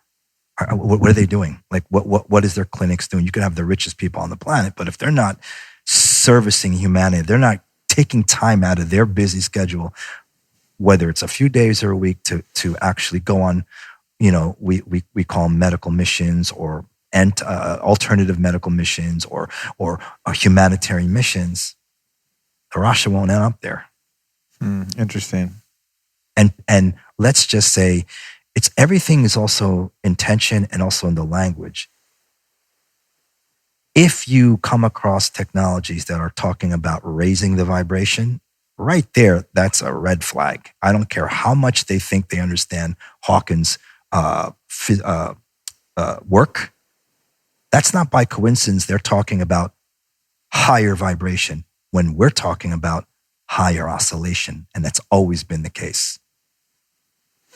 What would the terminology energy field or frequency, would that be in alignment with? Yeah, with oscillation? Of course, because our goal is to raise the oscillation of frequency. Got it. Yeah. Okay. If consciousness expansion is your thing. Yeah. Right? Well, here's the thing. I think when I find out about different technologies, I'm always, thinking, all right, what's wrong with me physically? I'm like, I got this back pain. My eyes are kind of weird. I have this tinnitus. Sure. I have at any given time 3 things that are pesky, and I just haven't been able to completely crack the code on. Mm-hmm. But ultimately, when you dig deeper into that, I think one can find, your goal is not to get rid of your back pain. Your goal is to feel good in your body and express your life to its highest potential, right? And so not having back pain is just a side effect of a higher consciousness. There you go. Right? You got it. So I think we get caught up on the myopic view of like, I want to fix this and that. Whereas if I know this from going to Joe Dispenza retreats, man. It's like, you don't go there to fix your back or MS or whatever's going on. You go there to meditate for freaking 5 hours, and then poof, spontaneously people are Healing. like, wow, no more wheelchair. Yeah. It's because the oscillation, I guess you would say, has Joe been, gets it. He absolutely, he's one of the few people out there that actually literally understand, consciousness and healing as a byproduct. Right. Spontaneous healing, absolutely doable, achievable. Yeah. When you increase your awareness and your consciousness. Right. I guess that's that believing is seen, right? Yeah. I love Wayne Dyer's simple way of putting it. When you change the way you look at things, the things you look at change, right? So rather than focusing on this pain in my back or sensitivity to EMF or whatever it happens to be that's plaguing me, it's like just keep the eye on the prize, which is raising of one's consciousness. You got it, man. Right? You got it. And then eventually those things start to fall away. Yeah. Can you imagine raising your consciousness just like those masters, right? And then being able to materialize things at will? Healing's a byproduct. Right. That's nothing. That's the funny thing, going back to those, the mystics and avatars of India, and specifically, it's like, these guys are just eating rice and dal every day, if that. Maybe they don't even eat. Many of them are reported to rarely, if ever, sleep. And I'm thinking, they're not doing the biohacks. They're not on a paleo, high-fat diet. They're not vegan. They don't give a shit about any of that. No. The micro decisions that I think myself and so many of us get caught up in, they're just like ascension, number one goal.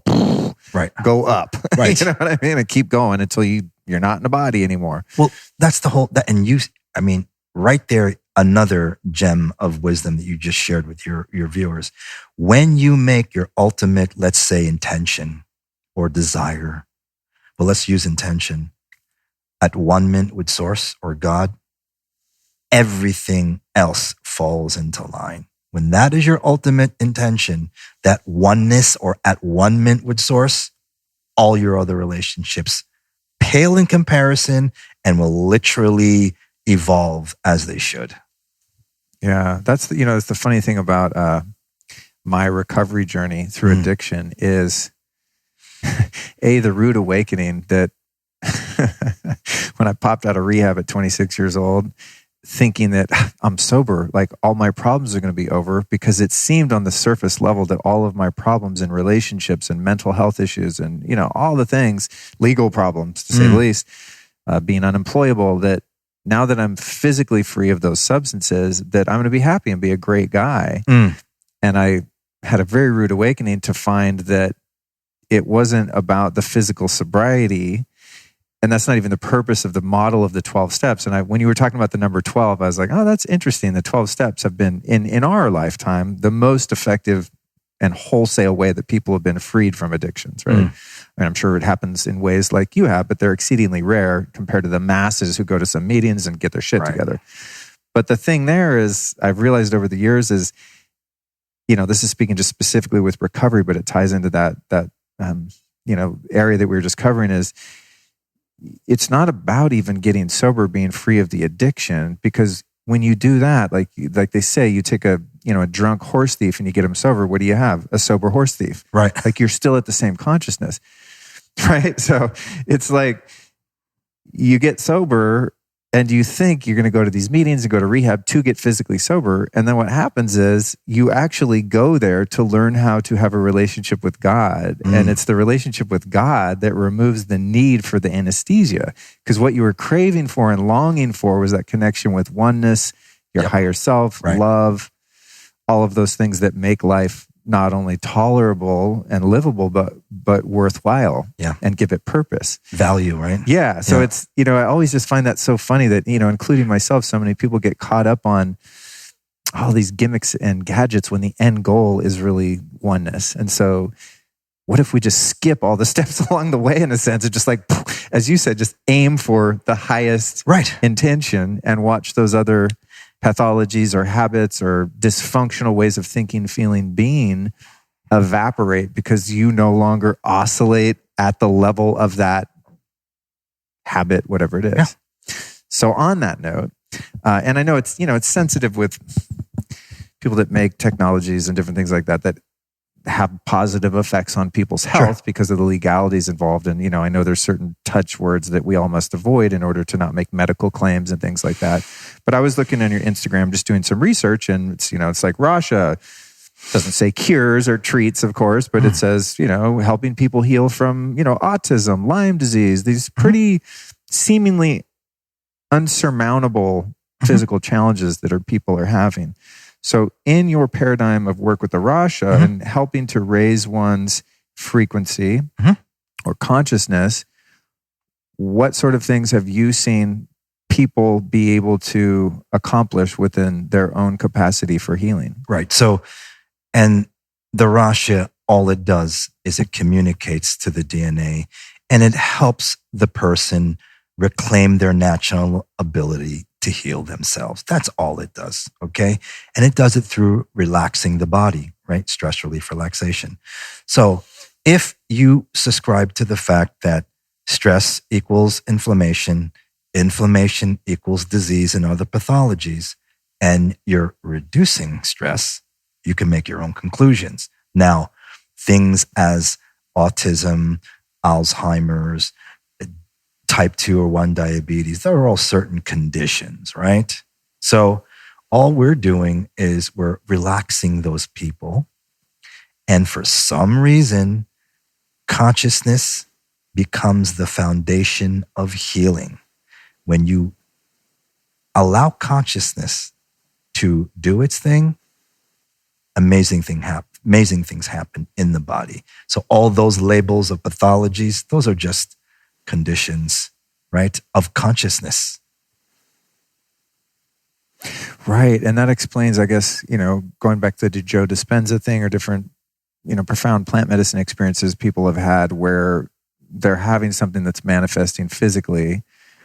They bypass that whole, healing paradigm or cure treatment paradigm and just go to consciousness and go to source, pop out of that experience, and the physical thing's gone. It was really, truly a symptom of unhealed emotional trauma, this kind of stuff. So that being said, some of the things that that you talk about in your Instagram, for example, and I know I'm always like dancing around this to find a way to say it, and you're probably well versed at doing this without making false claims and whatnot. But I met someone at Robert Slovak's party in San Diego where we were both present and whatever, missed each other, and then it was last call, we were both gone. But I met a woman there. And I said, oh man, I can't wait to try the RASHA and meet Jerry. We're going to be going to Mexico, et cetera. And she was like, oh man, she goes, I've seen kids with that are non-communicative level autism, just, bouncing off the walls, just completely not there. Have one session and then become verbal or walk around and be calm, like just straight up miracle moments for people. What kind of things have you seen subjectively that have really gotten your attention? Are there any key moments where you were like, holy shit, nature consciousness is so powerful because it just allowed this person to do this for themselves? Each one of those cases are astounding to me and amazing, right? So it doesn't matter if it's autism or Alzheimer's or, cardiovascular. I've seen consciousness shift. And when you shift the consciousness, or let's just say we allow the children to regain access to their higher dimensional conscious identity. When that comes online, consciousness is an amazing thing, as you know, and let's just say spontaneous conditions will emerge. and will reprogram those prior conditions. Wow. Epic, dude. So for people now listening, which is the case, I'm sure, so much of the time as I meet fascinating people like you that are creating amazing technologies, modalities, et cetera, the first question is, okay, I want to try this. I'm in. I want to experience this. How would one find a practitioner or clinic or something like that, since this isn't really, like a B2C commercial device that anyone can just roll out and buy and, like I said, throw it in their spare room or something? Like, if somebody really wants to experience this, would they go to your site? Yeah, go to the website. They can just email us, and depending on their location or where they live geographically, we'll steer them to that direction. And how many approximately are in the United States, for example? Not many. Not many? Yeah. More overseas? Yeah, most of it, the bulk is, I'd say 90% is well, that's overseas. Kind of cool, because a lot of times our European and multinational friends write in the show like, I can't find the thing you talk about the show because I'm not in the United States. So this would be the inverse This would be the inverse of that, right? Right, okay. Yeah. Are there any states that come to mind where states or cities in the U.S., since most of our listeners are here, where one could find access to one of these in a public way? There is a doctor in New Orleans, Louisiana, Dr. Mignon Mary. There is a wellness resort in Miami called, I think it's called the Carillon. They're on our website. Okay, cool. Just go to our website. So they can go there and search and see. Okay, Mm-hmm. cool. Awesome, man. Well, I hope to God someone has one near Los Angeles, at least while I'm there. Yeah. I'm going to pack in as many as I can here. Oh, the last thing I thought was interesting that you said, and then we can wrap it up, was I think when I was about to take my first journey, which really was a journey, now that I think about it, you said, yeah, Luke, this isn't the kind of thing like you need to have in your house and do all the time. You're like, you might do 3 or 4 sessions and then like you're good for your life, or it might be something you return to on an annual basis. Correct. Do a couple sessions. It's not like something that you become dependent on. And I'm getting that's because, as you're saying, all this is doing is really just giving you an access point to these energies that are already present, that we just kind of, through conscious or unconscious amnesia, forgotten how to harness. Right. So it was the technology was designed not to have a addiction to it or to be dependent upon it. Everyone's living a different life, different emotions, different relationships. Everyone is on their different path. So the RASHA is only going to enhance that person or that consciousness to a level where it's no longer needed. And the reason why people say, well, why did you create it then? Yeah, to actually, redo the effects of what happened when I had that transfer of consciousness experience. It's not by coincidence we're bombarded by EMF 5G and other epigenetic factors that influence and block our consciousness. The RASHA is here to assist. That is it. Once you've gotten what you need as an upgrade, if you will, I call it like a software upgrade, you're done. You're good. Wow. Good shit, man. Yeah. Well, my last question for you, my friend, and I'm sure over the next few days here at Creek Smile, I'll be asking you the ones that like, I should have recorded this. But this one I ask every guest that comes on the show. Mm-hmm. You've taught me so much today. Our listeners, I'm sure, are blown away and have learned so much and really expanded their awareness about these topics. Who have been 3 teachers or teachings that you might recommend they go study? Woo. Well, Nikola Tesla, if you haven't looked at his work, that's one of them. Definitely, I would say Antoine Prioré, another one, because these are all in the realms of energy and energy healing. And I would say the third one would probably be yourself. Damn. Write your own book, write your own essay, write your own poetry, write your own experience, and then read it, because you are the best teacher. So. Damn. Bro, that's good. Out of about 310 interviews on this show, no one's ever said that. Oh. I'm thinking, why not? That's so obvious. Yes, I love that. Yeah. Thanks, dude. Well, thank you for spending time with us today. Right. Give us your website, social media, any of that. We'll put it in the show notes so people can look you up. So now or later? Right now. Just the THE, RASHA, RASHA.com. Cool. The RASHA.com. Yeah. And then you'll get all our sweet information. Thanks, dude. Well, thanks again for being here. It's so fortuitous. Thanks for having me. And really, thank you for being brave enough to have me on, because really no one does, but it's fine. Let's thank the Quick Smala Resort for actually hosting this. Man. And I'm excited for them to have the RASHA. So, this is the perfect place. The energy here is so high.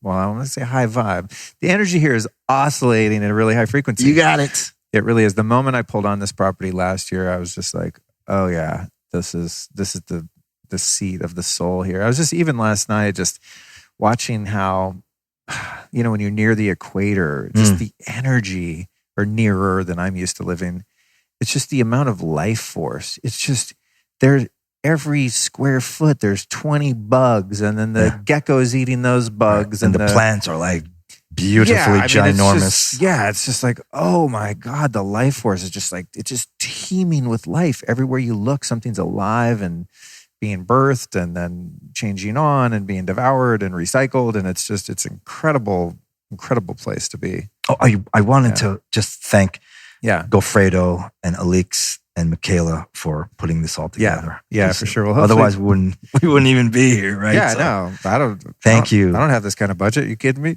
Yes. So it's been really cool to come here twice. And last time I did one interview with Alix, the owner, and then this time, of course, you and Robert Slovak and Dr.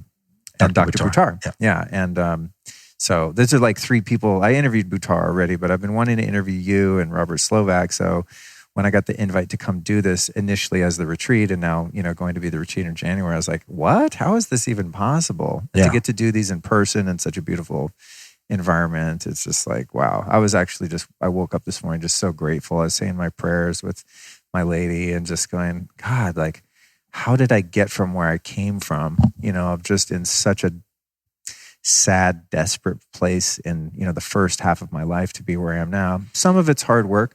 Most of it's grace. Yeah. And just being receptive to the call. Yep. Keeping an open heart and an open mind. And it's just, God never ceases to amaze me, honestly. Just as you said, the more I move toward that and move into service, it's just everything's taken care of.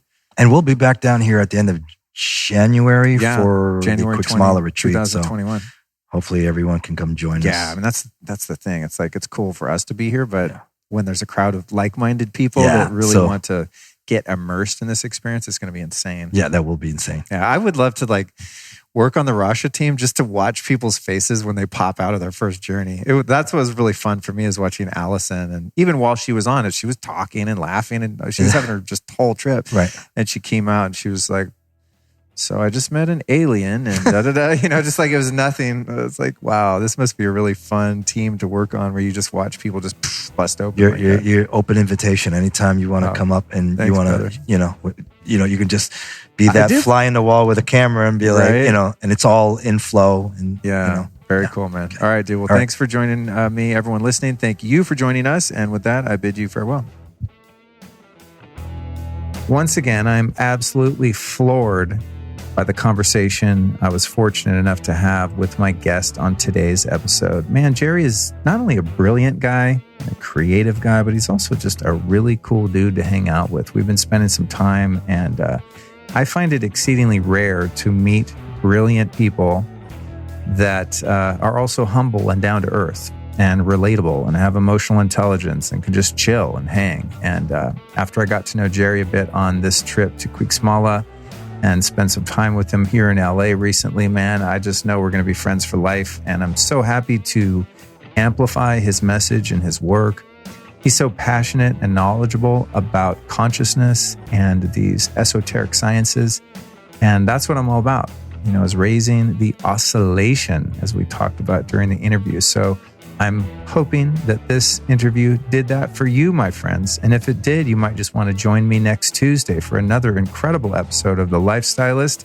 It's called Hormone Therapy, the End of PMS, Cramps, Infertility, and Cycle Chaos with Alyssa Vitti. And that's one for men too. Don't trip, guys. Don't think you can skip that one because you don't have a female body. It's incredibly informative episode next Tuesday, and really important for anyone who's in any type of relationship with the female, romantic or otherwise.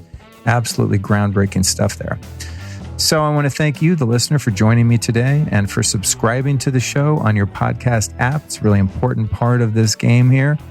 so that you can catch next week's episode with Alyssa Vitti. And let's go ahead and thank our sponsors. First one is Juve.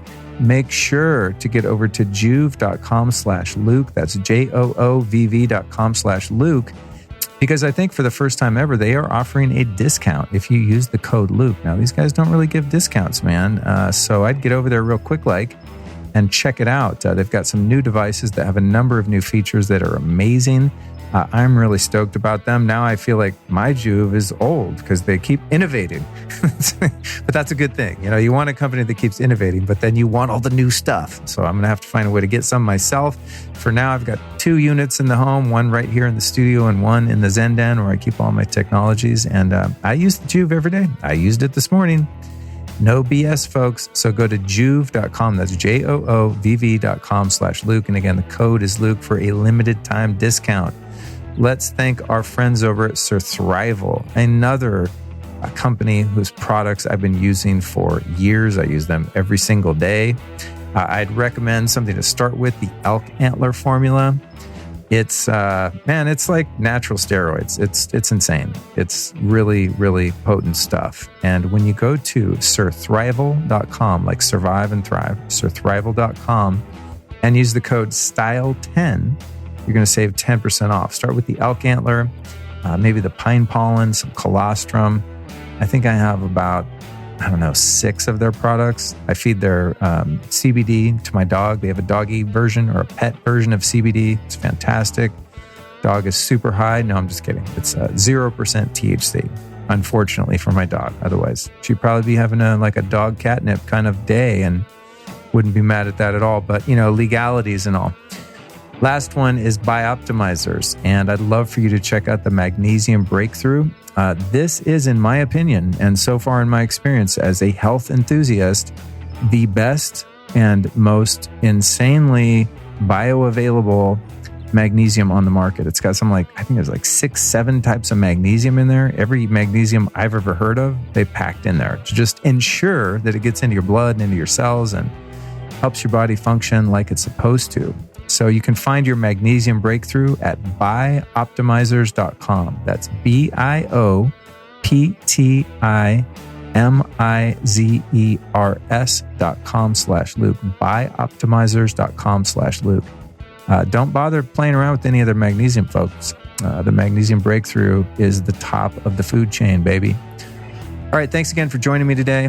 We'll be back at you next Tuesday and then again next Friday for a solo show. And man, I'm just super stoked to be doing this. That's all I got to say. I just want to say thank you, thank you, thank you. My life is amazing as a result of starting this podcast a few years ago. And the last time I checked, we were up to about 5.5 million downloads. And you, my friend, you specifically, the one hearing my voice right now, have made that possible by not only downloading and listening yourself, but also by sharing with your friends and family. So if you feel called, right when my voice ends, just reach down, click on your app, click share, and just text it to a couple friends. It's a really easy way to support the show. If you don't have the coin to support the sponsors or you don't want to buy any of this stuff, cool, no problem.